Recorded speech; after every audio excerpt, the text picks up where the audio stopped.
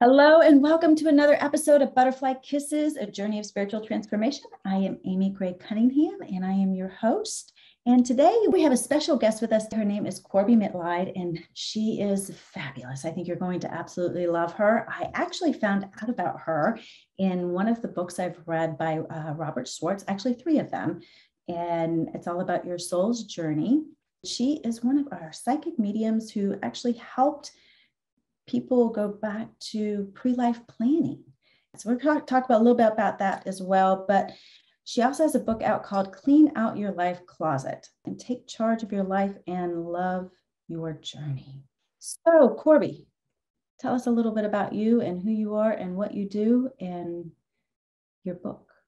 Okay. Just to tell you who I am and what I do, I am a certified tarot master. I'm a past life specialist. I am a psychic medium, channel, and author. I get to do this work full time, 6 days a week. I read about 1,000 people a year, and I get to get up every morning. I don't have to get up every morning, and that's a gift. That is awesome. So Corbie, why do people want self-help books? I mean, why are we even attracted to any of the self-help books? Amy. Let me tell you. Spirituality, why are we here? Can you tell us why we're here? You know, I would pay $50 to anyone of our age who could say, I've never bought a self-help book. Come on, we all do. I bought my first one at 14. And, you know, we go into Barnes & Noble and there's this great looking cover and a sexy title. And we flip a few pages and it looks like maybe this. And then we get it home and we start reading and it's like, what do you mean I can't eat food with leptin and I have to get up at 4:30 every morning to meditate? I live in Milwaukee. I have 2 preschool kids and I have work. No. So it goes on the shelf. The thing with my book is I wrote it not as I have all the answers in my aura don't stink. No, it's here's some of the stupid things I did. Here are a couple of examples from my clients, and here's some things to think about. But the key to this book is in the back of each chapter, I have what I call adventure pages. And there are questions for you to answer, and you can't go into the book and find the answers because it has to come from your experience. Let's take a look. I have a chapter called Finding Happiness with What You Have Right Now. Here's some of the questions. How good are you at finding happiness in the moment? If you aren't good, what do you think stops you? Which happiness ingredient that you just read about is your favorite? Why? Think of 3 situations in your life that aren't looking terrific right now. How can you find some happiness in the journey? You cannot turn to page 87 and copy the answers. You have to look at your own life. But as a result, if you finish my book and you do the work at the end of each chapter, this becomes your own personal manual. And you and your best bud could have bought my book the same day. If she does all the work, her book will be different because her journey is different. And this is a way of saying you do have your own answers. Please learn to trust yourself more than you do because we're taught not to trust ourselves. Mm-hmm. There are always people out there who are supposedly the gurus, and they're the ones who sell you the stuff on QVC, and they're the ones who have the infomercials, and 90% of that stuff, you don't need it. Mm-hmm. You have to learn to trust what you have experienced. I believe that we're all here as divine beings having our own human experience to learn who we are. And this is like a huge playground. So we get... Preach. Yep, preach. And a lot of people don't understand that. And it's taken me 50 years to start to begin to understand that. And there's still days when I wake up and I really don't want to be getting up in the morning. I just want to curl up in the bed and stay there. I know. I forget. Especially people who listen to the Cosmic Muffin. Today, Mercury is retrograde. Oh my God, I have to stay in bed. You don't. Get a life. When I feel like that, I always say, there's got to be a full moon out there somewhere. That's the reason for but yes. I choose that experience. I choose that experience. I choose to feel, that particular It's way. where I get the examined life. There are some things that are just going to happen to you. Yeah. Okay. So you can either sit there and have the pity party. You can say, okay, what am I learning from this? What can I take with me and what can I teach with? That's how I work. Right now, I have a dear friend who just lost everything, 60 years worth of stuff in the fire that took down Grizzly Flats, California. Oh, wow. Is she numb? Is she grieving? Yes. But there is still that part of her that says, there is a message in this. There is a reason for this change. Instead of God doesn't love me. And that is her PowerPoint. And that is why she'll be able to pivot. She will still grieve, but she'll move forward. I think the grieving process too is a very important part that you just touched on, because as humans, we do grieve. And Yes. For those of my listeners who have listened to this, I mean, I literally just lost my husband 11 weeks ago. So the grieving process is so poignant. But you're right, there is a message. There is something, and a pre-life soul plan, or there's a reason for experiencing why I'm going through certain things. I just know that there's a reason. First, I will say to you what I say to anyone who has lost someone. May they land lightly home in joy and find a way to let you know they've arrived. He has. Good. But people say, why did this happen to me? One of the things that we talked about in Rob's books is we don't have one place to leave. We have maybe 4 or 5. You could die of a fever at 4, a car accident at 18, a mugging at 32, an explosion at 59, or prostate cancer at 96. And as you come up to these things, spirit looks and says, okay, hey, soul, are you done with what you need? Yes. Is this the most comfortable place for you to leave? Yes. So sometimes it's not that we did something wrong. It's not that it's not fair. I love to use the example of Ryan White. Ryan White was that kid who got AIDS, died in the early 90s. He was 18. And he got it from a blood transfusion. So people might say, what a horrible thing. He must have been awful too. No. Because if you look, he became friends with Elton John. Elton was so profoundly moved by Ryan's courageous life and death that it got Elton clean and sober off all the alcohol and drugs he'd been through for decades. He created the Elton John AIDS Foundation and has raised $500 million for AIDS and HIV research worldwide and assistance. So to me, Ryan's soul and Elton's soul got together in their pre-birth planning session, and Ryan said, short but meaningful, will you join me on this journey? And Elton said yes. When people hear that, they stop thinking of good karma, bad karma. And that leads into, Rob's 5 things. Karma is unbalanced energy, which is a neutral, healing, service, contrast.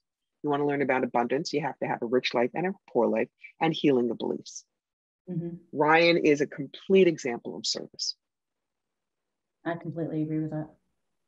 And actually listening or reading his books helped me to put into perspective issues that I had, with childhood sexual abuse and different things, because I honestly believe that not necessarily that they were my teachers, more so that I was their teachers to help them on their path for whatever was supposed to happen. Absolutely. Even my father, he was, an absentee alcoholic father who wasn't around very much. He was my greatest teacher in my lifetime. He taught me unconditional love and compassion. And actually, Butterfly Kisses was named after him. He sends me butterflies. That's one of his. If we can learn that, we let go of so much pain. Exactly. We really, really do. Exactly. So Clean Out Your Life Closet. How did you come up with that title? I absolutely love that title. Actually, we had 15 different titles that we were looking at. And I put out a poll to my fire through spirit people, and everyone went, oh, that one. And they're actually eventually going to be 3 books: Clean Out Your Life Closet, The Big Reboot, and Be Your Own Masterpiece. The year of Hold My Beer and Murder Hornet bingo last year, threw everything out the window. What I was going to do for the Big Reboot in 2019 is very different than what is needed in 2022. So I'm totally rewriting that book, which is why it's not out yet, because rebooting is what we're going to have to do. The economy will be different. We will be different. Society will be different. America's place in the world is going to be different. You can't go by what you used to think of.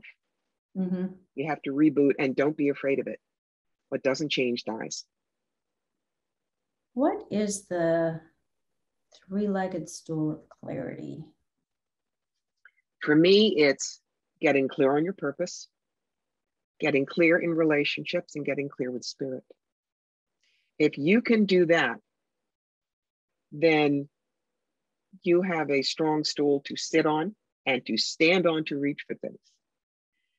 Clarity in purpose. I mean, there are a lot of questions that I will answer as a psychic, of course, but I will not tell you what your purpose is, because I haven't lived your life.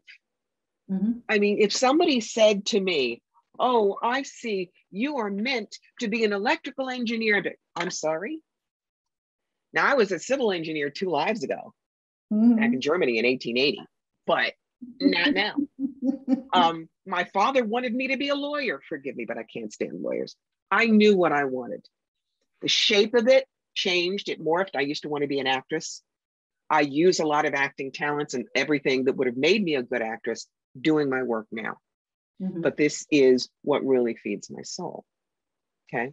So I help people find what I call their sentence of passion.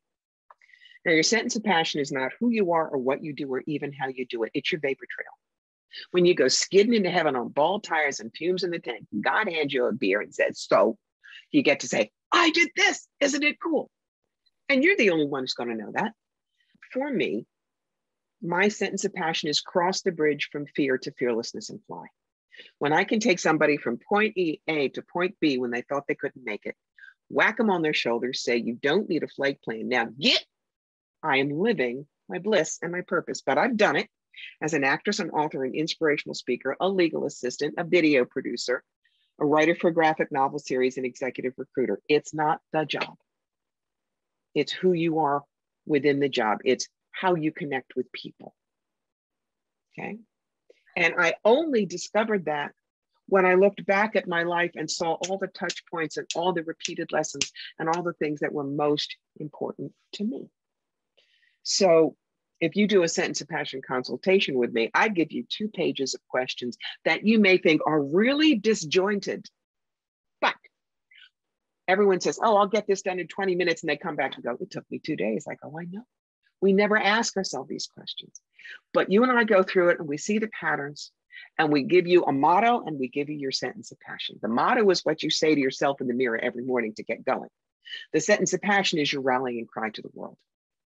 Now with me, my motto, I have 2.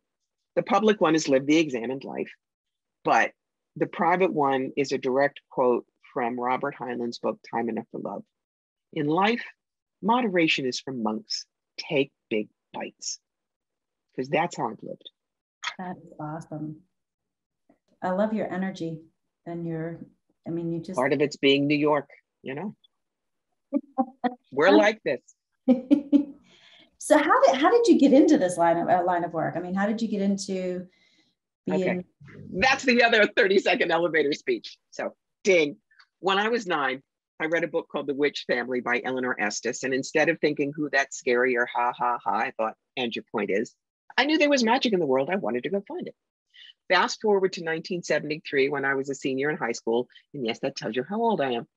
I was working part-time at Spencer Gifts. They had the 007 James Bond tarot deck and I bought it. We were all hippies. We had our elephant bell bottoms and our fringe jackets and our decks. 5 years later, everyone else had moved on to roller skates and disco balls. I was still reading the cards because they fascinated me. So for 20 years, I read for friends, making sure that I could keep my ego on the shelf and be a clear tube for the information. All of a sudden in 1994, I could do hands-on healing and talk to dead people with no training. That's when the universe handed me my draft notice and said, hello, you're working for us. So I did it part-time until 9/11, when my husband and I literally watched the towers burn. And I turned to him and I said, I need to do this work full-time. People need to know there are other answers out there. He said, I believe you could do it. So for a year, I still worked as an executive recruiter, doing the psychic work evenings and weekends.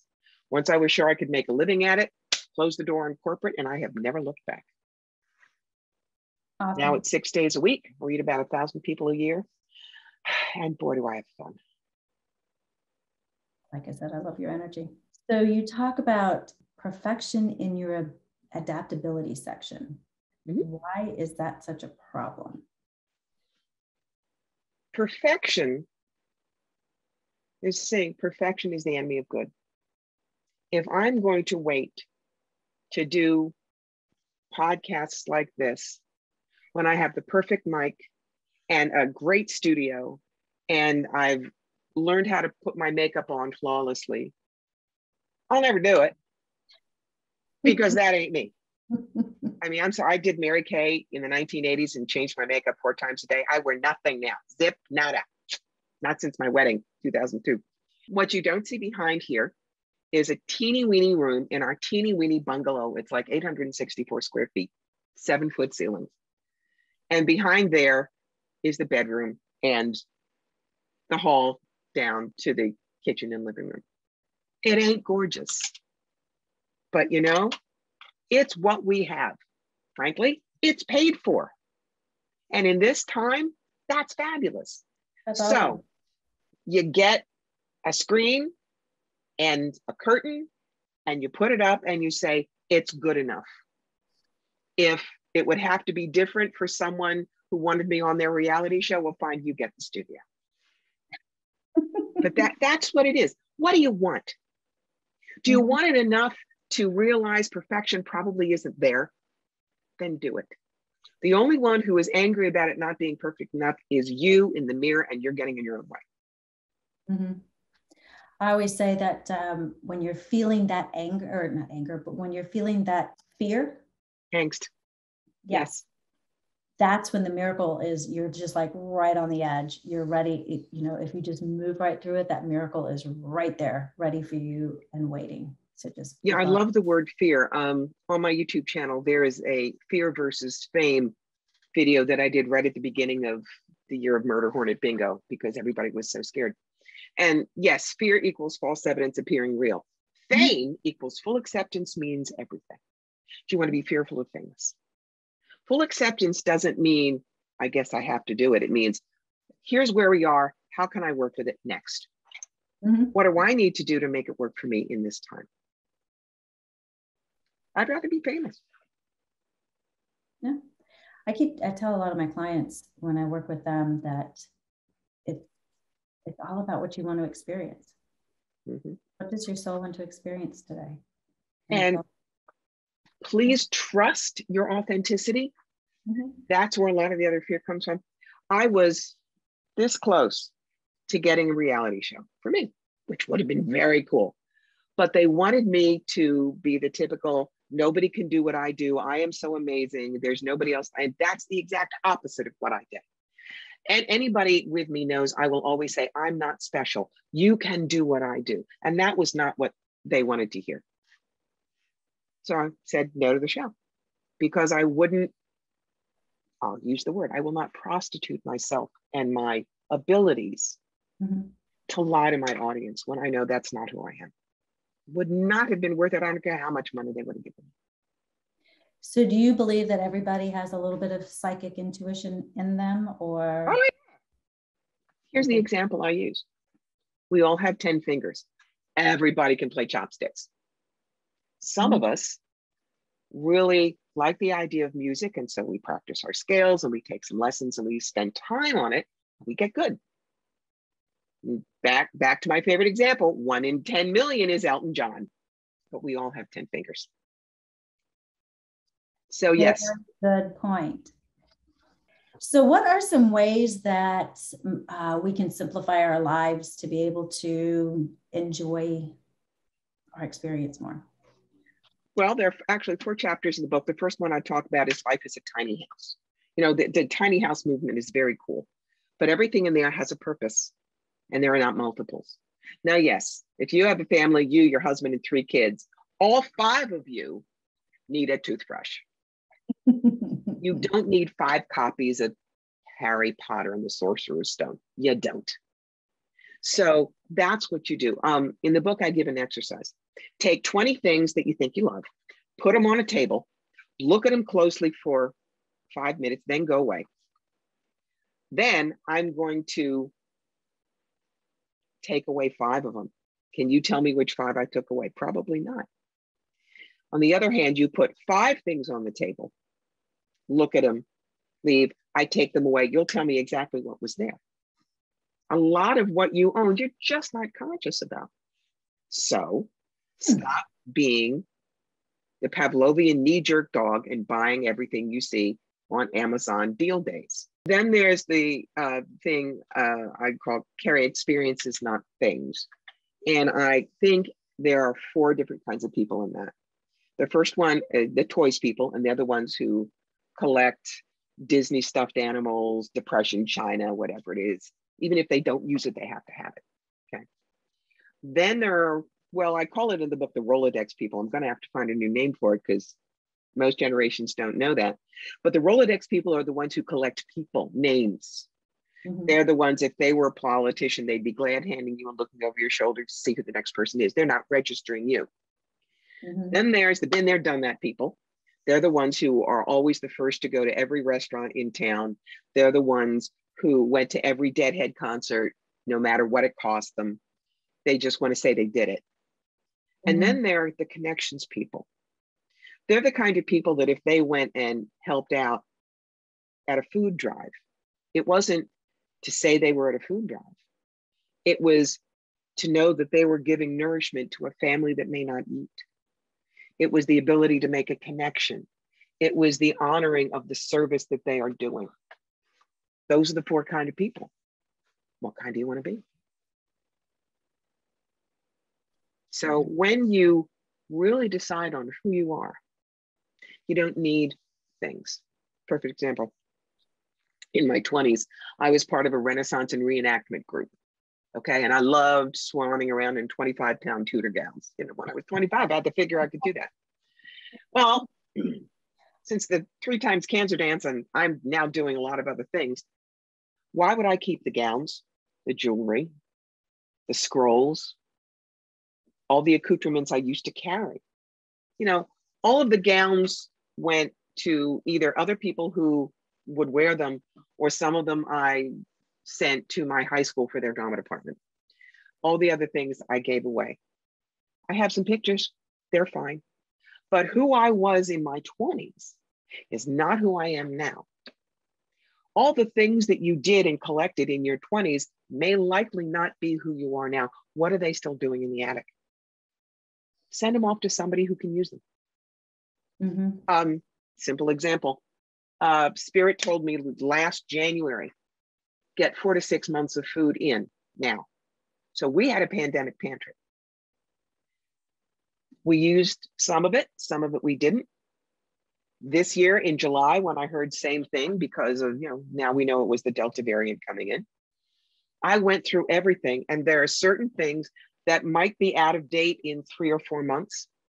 I gathered all of those up and took them to Catholic Charities for the food bank. Why? Because people need them right away, and they will be used long before they're out of date.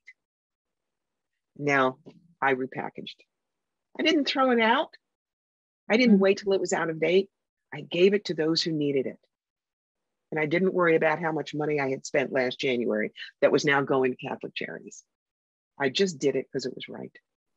That's a good point. Sometimes people have a hard time getting rid of objects. I know my husband, when his parents passed, he had a hard time letting go of things. Mm-hmm.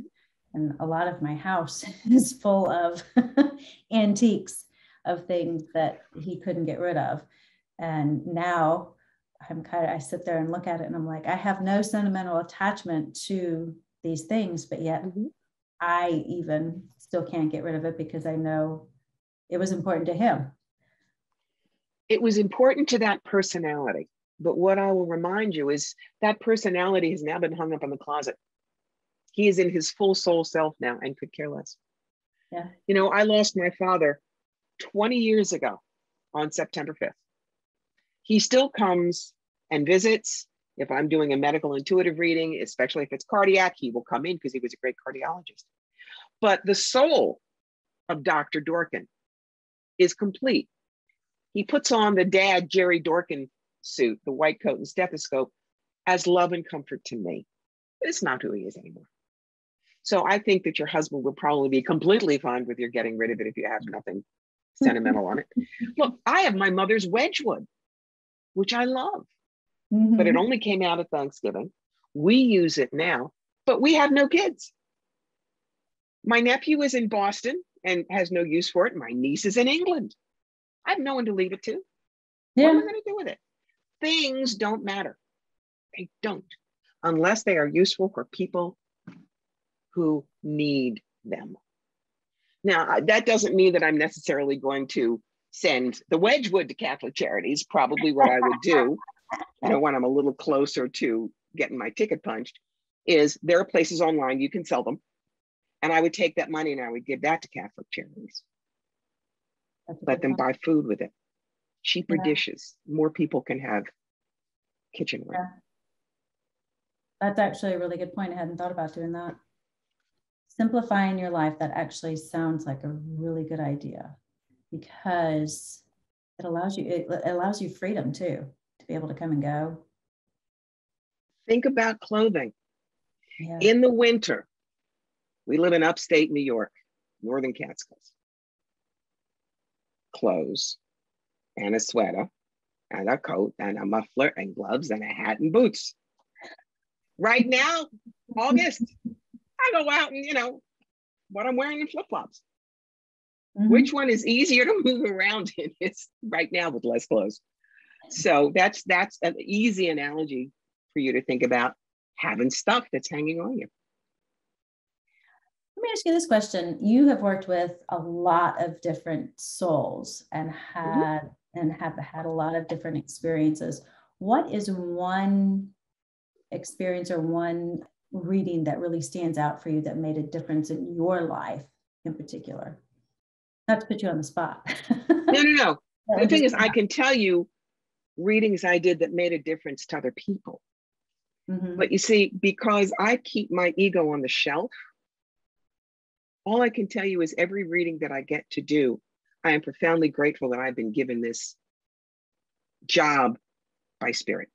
What I can do is I can talk about the past life stuff since we've been into Rob's books. You know, the only one I know that actually gets the pre-birth planning session is Stacey Wells. What I did for Rob, I was what I call his priest inspirer storyteller. I was his past life expert, and I was the one that got to actually channel people's higher selves, their souls, to talk to. So there have been a couple of past lives that have made a difference. One of them, a woman came to me and said, my son is so clingy, you know, he's in his 20s. What am I going to do? He is afraid that without me, somehow he's going to die. Is there a past life thing? And I pulled up and I said, okay, I'm seeing Utah Beach. And you were his commanding officer. He got shrapnel in the leg. He would have died there, except you pulled him across the dunes. You took some shots yourself. Both of you were wounded, but you saved his life. And she looks at me and very quietly, she said, do you see the rank? I said, yeah, you were a sergeant. She goes white. She says, since he was 3, he's called me Sarge, and we have no idea why. Wow. Second, a woman was very, very attached to ideas around the Underground Railroad. Didn't know why. Didn't live around there. Wasn't talked about in your family, but really pulled to it. And I said, okay. And this is where the fact that I am a history buff comes in. That's why I can see the detail and describe it. You're in a room, it's got whitewashed boards, it's a low ceiling, it's all white, wooden floor. You're in a dress from about 1862. It's gray, it's got black braid soutache on it, you know, the big crinoline skirts, and you're kneeling by a little iron bed with a little raisin of a Black woman, and she's obviously very old and she's dying. And there are two very tall men with you, and everybody is mourning because this was a very wonderful woman, and she had come this close to making it to Boston, where she needed to go. That's where her whole family was, and she didn't make it. And the woman looks at me and said, I have had that dream repeatedly for 20 years, and I never knew what that was. I don't know where I get these things. It's not me. As John Holland says, we are only the tube that it comes through. Mm-hmm. But if I gave those two people amazing closure for something that has been bugging them for decades, I'm grateful for the opportunity. I love being a vessel and being able to help others be able to work through issues that seem to be holding them back and be able to move forward. So a couple other questions here that I have for you. You learn to go with the flow and more opportunities open to you. What do you mean by that statement? It sort of rides with a perfection thing. It's adaptability. You need to learn to adapt. And I talk about stumbling toward enlightenment. And that is a title of a wonderful, wonderful book by a woman named Jerry Larkin. She was a high-level executive who started to learn to meditate when she had a twitch in one eye. She's now a very well-known Dharma teacher. She's written, I love her book titles. First You Shave Your Head, Tap Dancing in Zen, The Chocolate Cake Sutra, What's Not to Love? But the idea of stumbling toward enlightenment, guys, you're never going to get it all right. I don't care how long you live. Mm-hmm. But there is a skill. It's the old 6 degrees of Kevin Bacon, if you remember those things. And it's called 6 degrees of stumbling that I use in the book. And I will come up with the example I have. All right.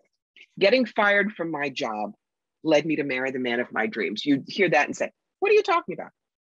Because I kept getting fired from jobs, I decided I would work for myself. Because I worked for myself, I discovered I didn't need to rely on a man for financial well-being. Because I didn't need to rely on a man for financial well-being, I didn't feel desperate to marry. Because I didn't feel desperate to marry, I chose to have relationships with men I could trust rather than men with money. Because I changed the parameters around what kind of a man was good for me, I met my Carl. And because I met my Carl, I discovered that what I was seeking truly wasn't money or security, but a trustworthy, funny, honest best friend. And so I married the man of my dreams. Now, that's how constantly getting fired from my jobs, which I did, that's true, was not bad or wrong. It was simply how we went on the road. Let's take a quick look at my story in Rob's book.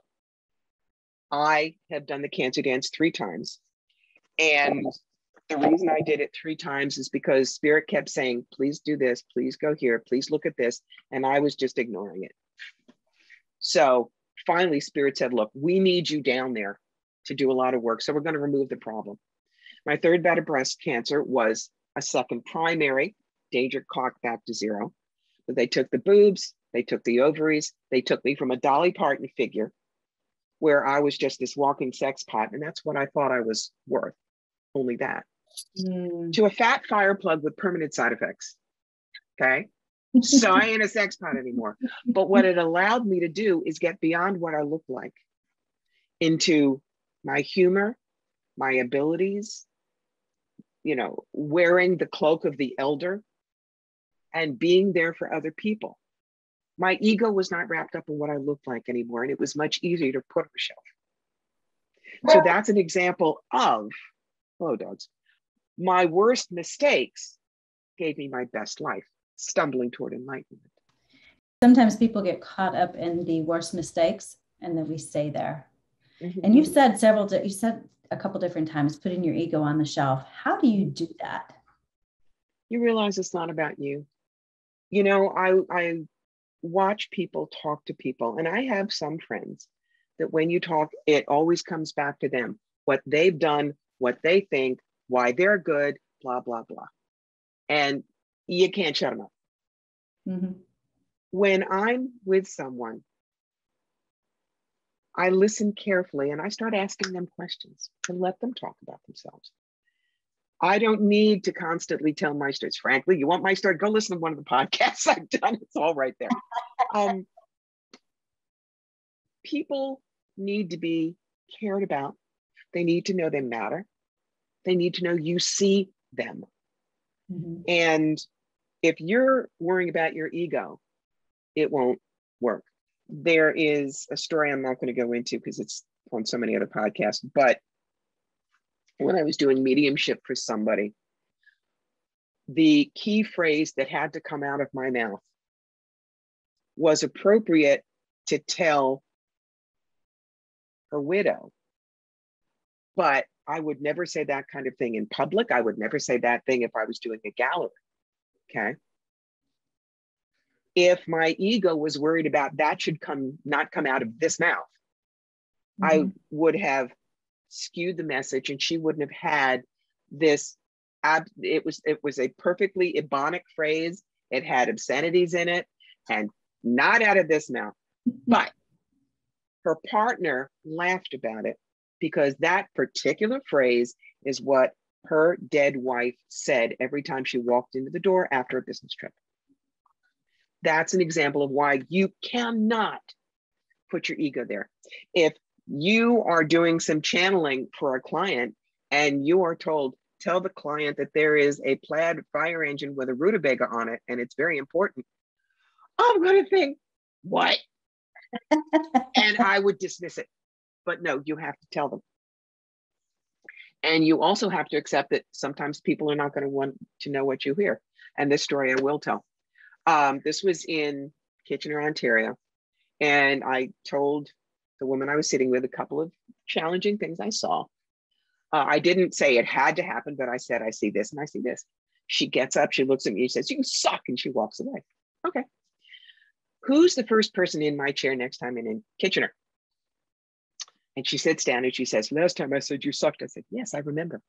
Because you told me that I was going to want to take in a boarder and then I was probably going to want to sell my house. And I thought that was all bull. But my daughter got pregnant and moved home. And now I'm going to sell my house to help raise my grandson. And I still don't like you, but I want to know what else you see. Don't shoot the messenger. You know, if I had been so upset by her attitude, the reading would have gone into the weeds. Yeah. You know, I know enough to say that even the best of us are only 85% accurate. The only one 100% accurate is God, and he doesn't have a booth at the psychic fair this week, guys. Sorry. So when I know that I don't have to worry about always being perfect, I just say what Spirit says. And if Spirit has to tell this person that stuff, who am I to tell Spirit no? Nobody died and made me God. Simple. I was actually doing a reading for someone today, and she's like, well, that just doesn't make sense. And I'm like, well, this is what's coming through. So this is obviously what needs to be said. And so we dug a little deeper, and she's like, oh my God, this is what happened. And so I had to take her a little deeper into it. And that's why I always quote the 85. When they hear 85%, they relax. Yeah. Because they know I'm not going to push. It has to be right. Yeah. You know? So I'm like, you know what? If it doesn't make sense, then it doesn't make sense. I'm just telling you what I've heard, what's coming through, and put it on the shelf if you don't need it. Take it for a test drive, I tell them. Perfect. Perfect. So what is it that you'd like to tell our listeners today, or tell someone about the book, Clean Out Your Life Closet? There are 4 things you're going to learn in it: clarity, adaptability, simplicity, and making friends with stress. Your answers at the end of each chapter are every bit as important as what I've written. Take what you need from it. You don't have to own the whole 100%. And know that it was written because I wanted to share some things that I felt worked for me. But it's going to be up to you. You can experiment. I just enjoyed writing the book. And if you're someone who really likes to have the book read to you by the author, There is an audiobook version of it. And one more question. I ask all of my guests. Okay. And you probably have already talked to these people, but if you could talk to one person, dead or alive, on a park bench for an hour, who would it be? What would you talk about and why? Oh, it'd be my father. Dad was my best friend. He and I shared the same birthday, March 8th. And I would want to sit and tell him what it's been like for 20 years. I know that his soul knows, but completely in the Jerry Dorkin suit. Oh yeah. That would be an hour, platinum and diamonds. Oh, I would love that too with my dad. Well, Corbie, thank you so much for joining us today. Is there anything else you would like to tell our listeners? Where can they find you, first of all? They can't avoid me. They really can't. You go to my website, CorbieMitleid.com. As a matter of fact, when you go there, you'll see information about Life Closet, and you can download it, the first chapter free. You can find me on Facebook, Fire Through Spirit. You can find me on Instagram and Pinterest and YouTube and Patreon, all under Corbie Mitleid. Awesome. Well, I am definitely going to check out the book, Clean Out Your Closet, Your Life Closet, because I want to read that and try to answer the questions. I think it'd be interesting. Wonderful. Thank you for joining us today, and I really enjoyed it and listening. Like I said, I've read all of Robert Schwartz's books, and I've enjoyed your parts in that, and I'm just in awe. So thank you. It was a pleasure being here. Thank you for being you and doing what you're doing. Thank you. Be safe. Thank you for joining me on another episode of Butterfly Kisses, a journey of spiritual transformation. If you like what you've heard, please subscribe by hitting the subscribe button. This way you won't miss it when a new episode is released. Also join me on the Facebook page at Butterfly Kisses Podcast. Here we can continue the conversations we've been discussing on these podcasts, and you can also ask questions of our guests as well. Also, if you're interested in learning more about Akashic Record readings, you can schedule a free 15-minute consultation with me on the Facebook page, or you can do so by visiting my website at amygray-cunningham.com. Again, thank you, and remember, always spread your gorgeous wings, my friend, and fly. Until next time, see ya.